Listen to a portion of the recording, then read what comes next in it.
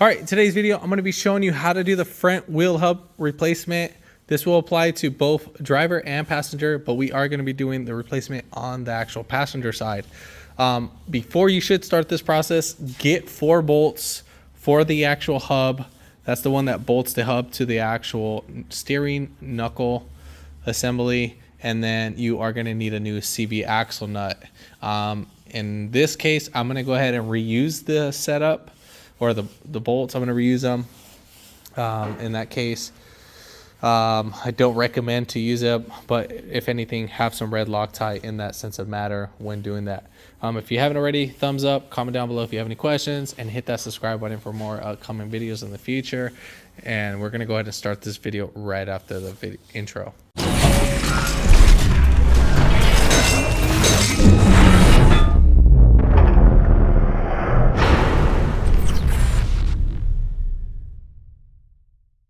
When jacking up the front, I would recommend to put a wheel chuck behind the wheel and front of it. Since I am on a leveled surface, I am not going to be worrying about that too much. All right, jacking up point. I'm actually doing this from the front. So right here, there's actually a little nipple that's going to be right here. You'll jack it up. You'll see a little notch that's right there. And that's in the center of the actual vehicle, coming from the Toyota emblem, or just a little bit over here to the right on the driver's side. And then you can put your jack stand right here, right next to it, along with this area. This is where the whole subframe is going to be, or depending on which side you're actually working on, you can actually put it right here on the actual nut. Then we'll go from there. All right, so we're going to go ahead and take off our wheel. It's going to be a 21 millimeter.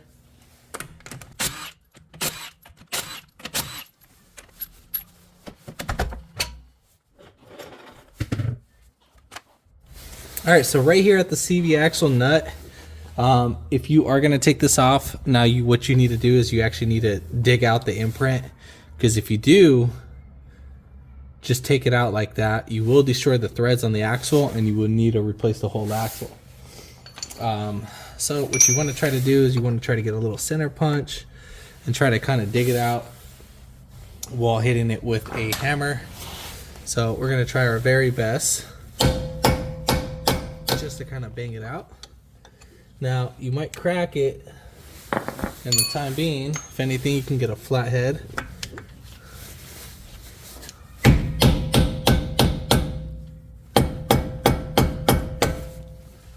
That just kind of gave us a little, somewhat of an entrance. Trying to see if I can get something in there to dig it out.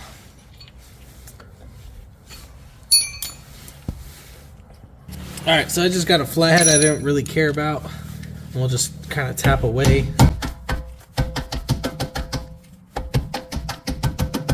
Now this is just to kind of get me started so I can get another pin.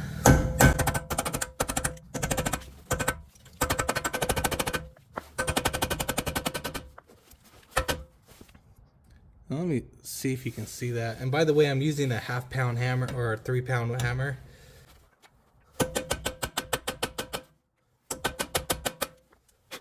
Alright, so that should be pretty ideal. Now, what you want to actually see is you want to see that guy just kind of, just a little bit above what you actually normally want to see. Just trying to make sure we can see that as much as possible.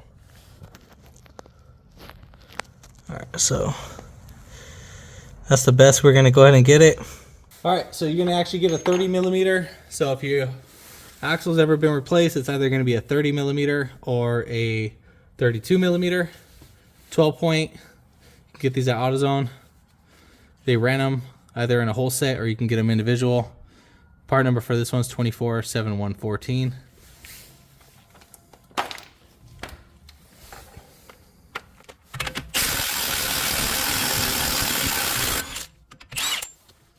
Alright, so let's check out the thread on the axle, see if anything got damaged. The only thing that kind of got damaged a little bit is because I kind of dug in too far just by going in through here. But nonetheless, I think the axle, the CV nut is actually still fine. So I'm not stressing on it. I have a thread chaser just in case if I feel like it's too much. So the axle nut is actually fine, and it'll should start getting a little bit finicky once we start getting over here in this little thread, but for the most part, just considering the time of day we're at. All right, so let's take off this nut back again.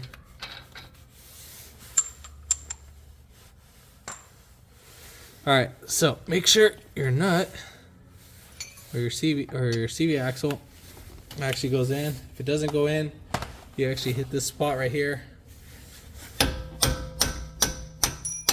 All right, so we got that. That goes in and out. All right, so we're good on that. So next step, we're gonna go ahead and take our 12 millimeter from our brake line, and then we are gonna take our 10 millimeter from our ABS wheel speed sensor.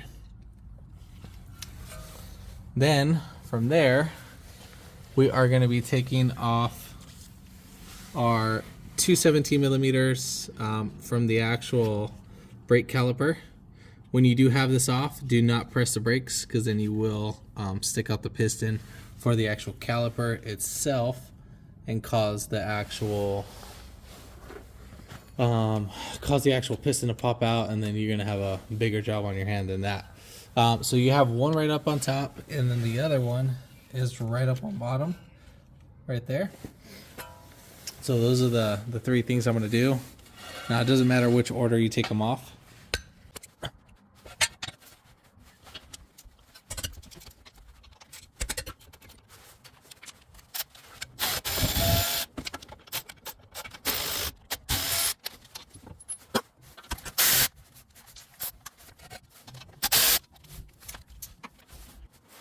All right, so we're gonna go ahead and get our caliper, and you're gonna swing it out. Be careful, because your rotor might fall off.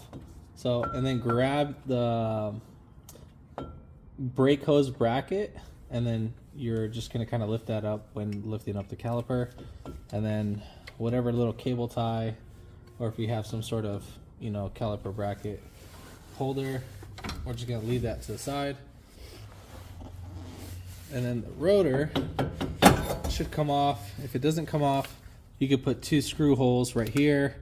I want to say they should be like an M8 by 1.0. I don't know the exact threads for that. If not, you can give it a little light tap on the actual rotor, but just be careful when hitting it that you don't damage the actual surface for that rotor. All right, so now next step, we still need to take off our lower control arm bolts. Now you can't take these guys off, but if you do take these guys off, you are gonna have to mess with the alignment. So right here on the lower control arm, we have 2 nuts. So 1, 2, and then 1 bolt. Those are all gonna be 17 millimeters, and we are gonna take those off.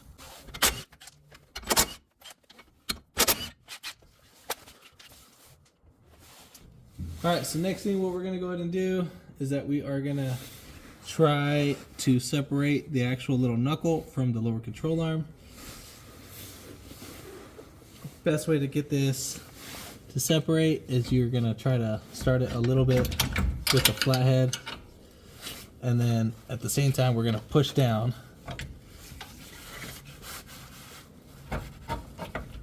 And then while doing that, you're just gonna pull it back just a little bit.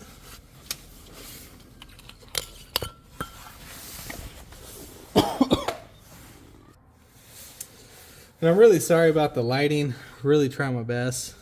New camera on that sense. Not kind of liking the lighting for the phone setup. So we're gonna push the axle as we're pulling the hub back, and then if needed, you can wiggle the actual axle out. So we got that out, and then we're just gonna pull the hub from the actual bottom of the knuckle as much as we can.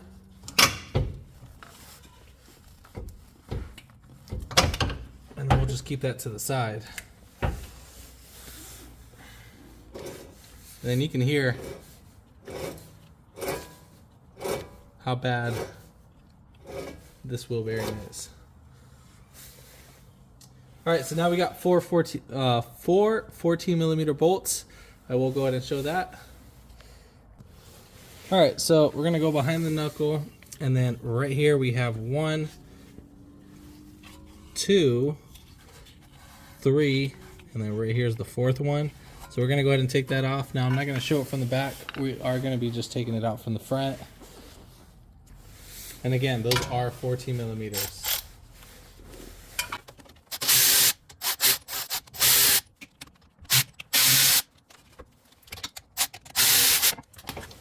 All right, so now that we got all 4 bolts off, what you can do is wiggle this guy right out.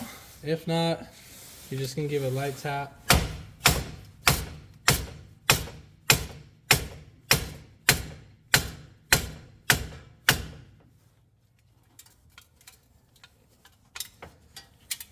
My gosh, the other one was not like that.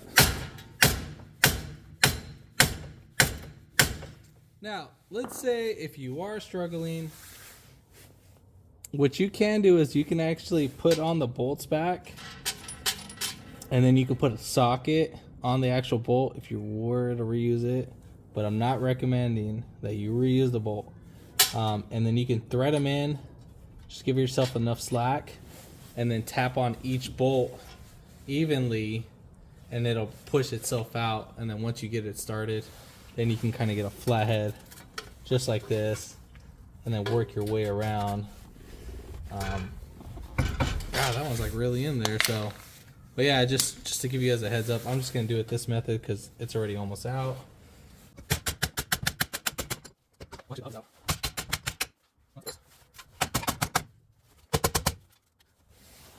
So let me just go ahead and start a couple threads.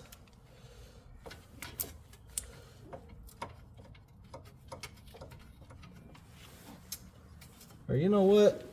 I'm not gonna do it that way because I don't want to damage the bolts. Ain't nobody open. It's late at night. That's the last thing I need. So what I can do is just push this bolt back. All right. So we might kind of hurt the little shield a little bit, but that's not the end of the world. And then I'm just gonna tap this guy. I'm gonna have it in wedged in like that.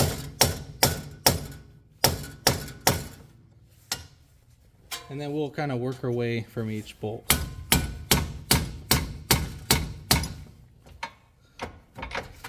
And then again, you can hit it with WD-40 if needed.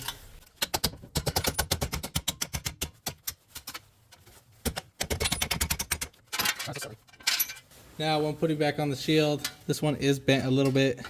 I think that was probably when I was grabbing it with my hand. Now we can bend this back in place, not the end of the world.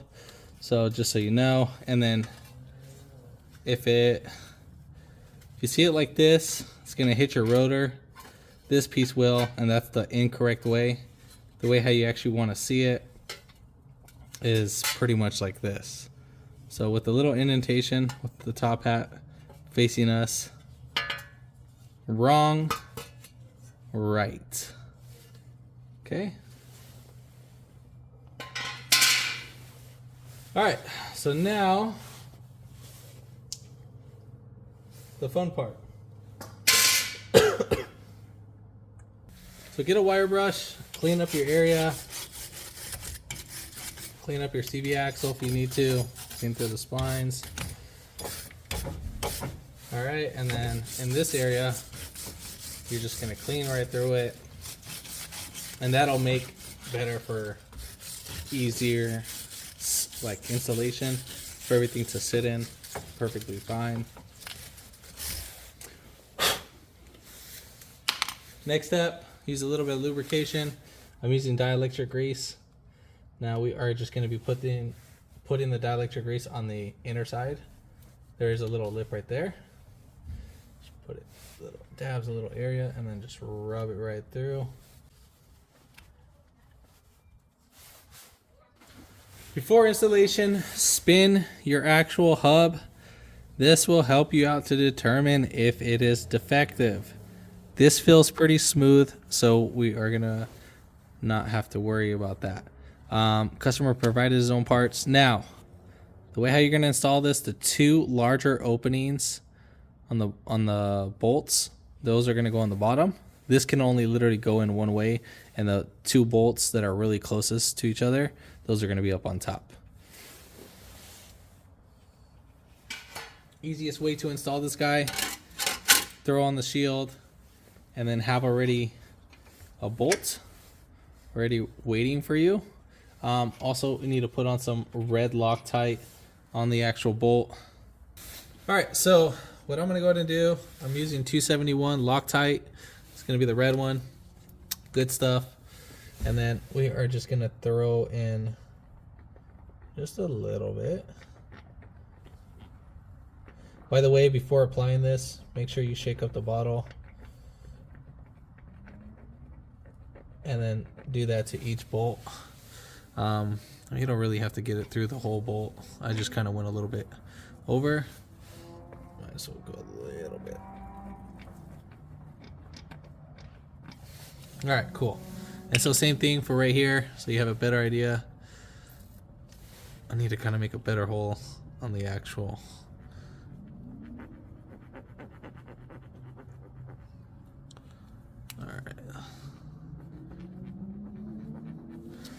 All right, that should be good. And then do that to all 4 bolts. Now you aren't timed on this.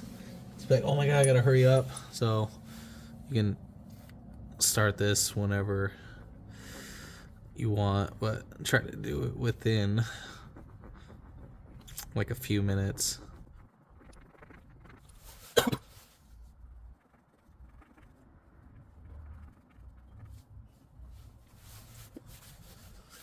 So let's go ahead and put in our bolts. Now if it makes it easier, you can do 2 at a time, but I'm just gonna have all 4 right there. So now, key to this with the shield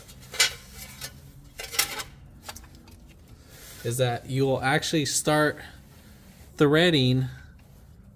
You'll have the bolt all the way seated down, and then you'll thread the actual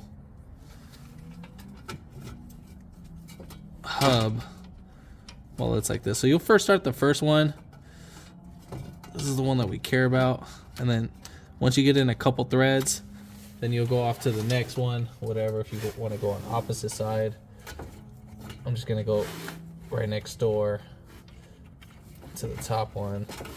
And then you're just gonna have to wiggle it right around. Now all we're doing is just starting the threads.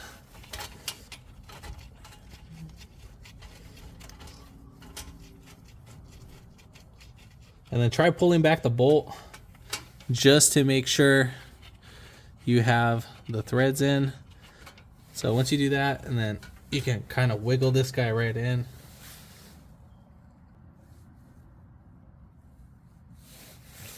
And then sometimes, well, this one should have went in easy, but it's not. So we'll just kind of bolt it down. Now I'm going to give you the torque specs for this.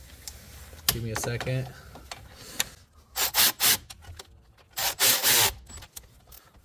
Try to do this in a cross path.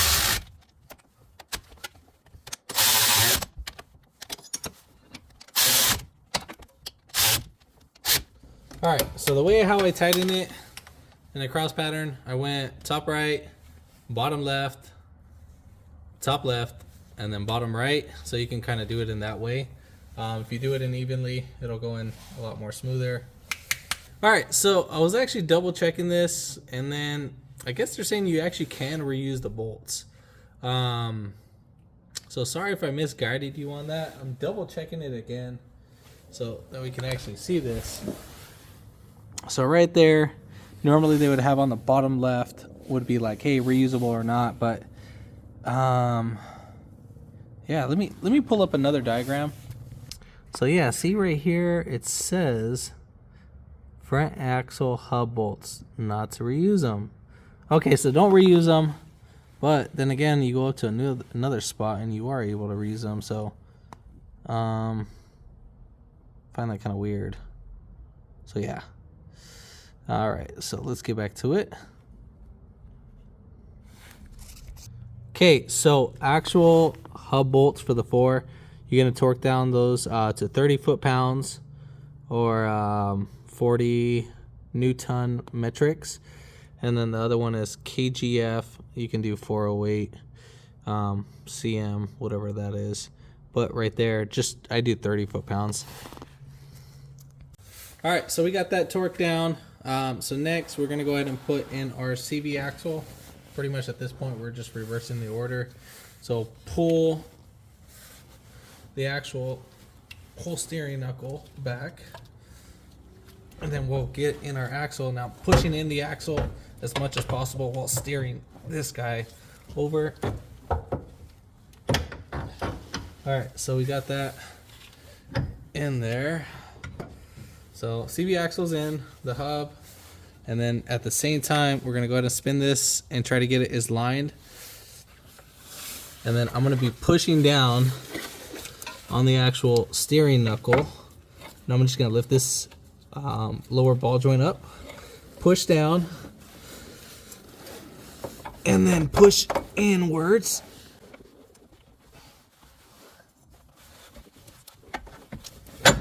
All right, so if you need to kind of just spin the actual ball joint around, you can do that.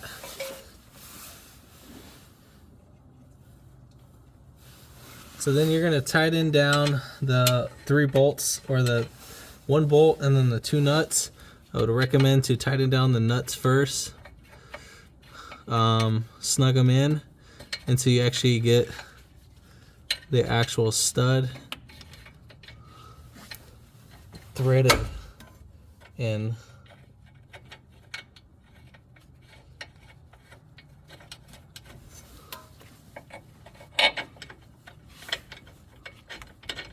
Or you can push down the lower ball joint from the top right here and then get that bolt going. Torque specs for this one is 66 foot-pounds. So go ahead and, for all 3 of these on the lower ball joint, get those torque down to 66 foot-pounds. So since I kind of pushed in my dust shield towards me, I'm just gonna bend it back as much as possible. You want to keep it towards the lower ball joint. If anything, kind of touch the ball joint and make sure it's there. Get your rotor. Now when getting your rotor, obviously we put it face flat on the top hat. Just wipe it down of any surface and make sure the back is wiped down with any debris. Insert your rotor. All right. Then we are going to get our caliper. Swing this bad boy right over.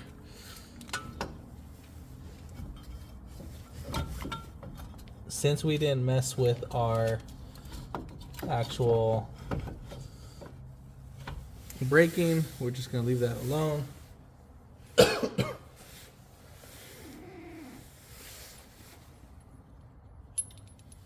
Torque these down to 101 foot-pounds. Best way to get these guys in is just kind of put your knee on the actual rotor because it's going to be free. And then at the same time, I would like to put my knee on kind of almost the opposite side of the rotor to hold it firm as you're pushing against over here. you're not really pushing too much. You're just kind of spinning the actual nut while getting a little feel. You might need to wiggle back and forth until you find the right part to actually thread it in.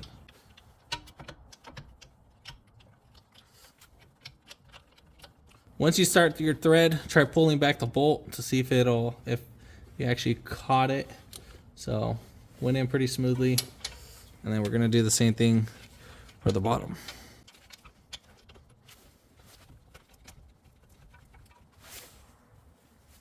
Again, torque those down to 101 foot-pounds. So our little caliper hose bracket or brake hose bracket bolt, we are going to be torquing that down to 14 foot-pounds. And then this guy for the wheel speed sensor, wipe it down before inserting it, just in case we get any debris on there. And then torque that down to, I want to say like 5 foot-pounds. That should be fine. If not 4 to 5 foot-pounds should be pretty suffice.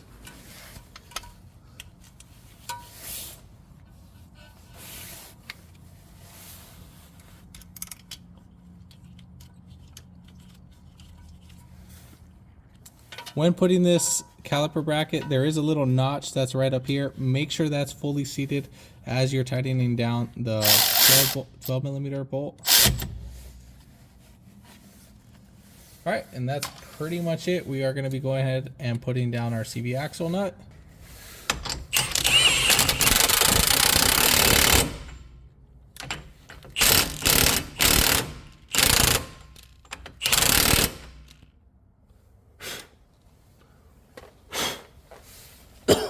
All right, so now that we got that guy in, or the actual CV axle nut in, you're gonna need to get something to make a notch on the actual CV axle nut. And you need to do it where this little indentation is. So just like that, and then that'll keep the nut from backing out. So now let's go ahead and put on our wheel.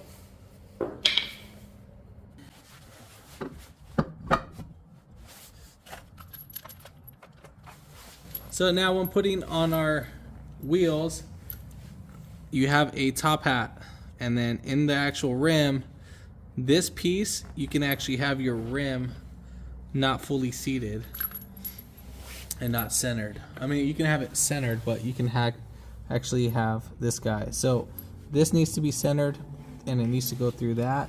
So I don't know if you guys can see, I actually have the wheel spin all the way right.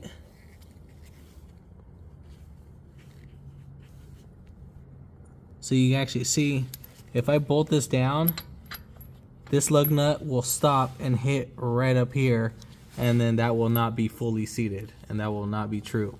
So, just so you have a heads up, and I'll show you this right now. So, we're gonna go ahead and thread this down.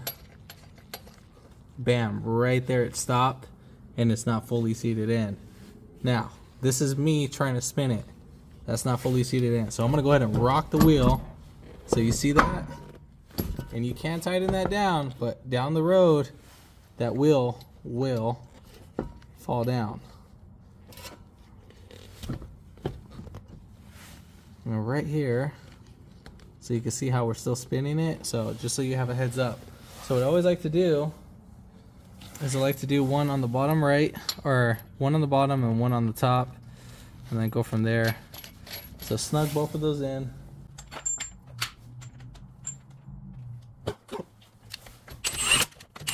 Alright, so we got both of those in, and then from there, the rest you can go ahead and bolt down. If you want torque specs. Oh, by the way, the axle nut is 159 foot-pounds of torque. Just as a heads up. I'm sorry, I said 150, but it's actually 159 foot-pounds of torque. Sorry for the miscommunication, and the 9 looked like a 0 from my distance. Lug nut torques is 76 foot-pounds. The way how you're going to tighten this guy down is 1, 2, 3, 4, and 5.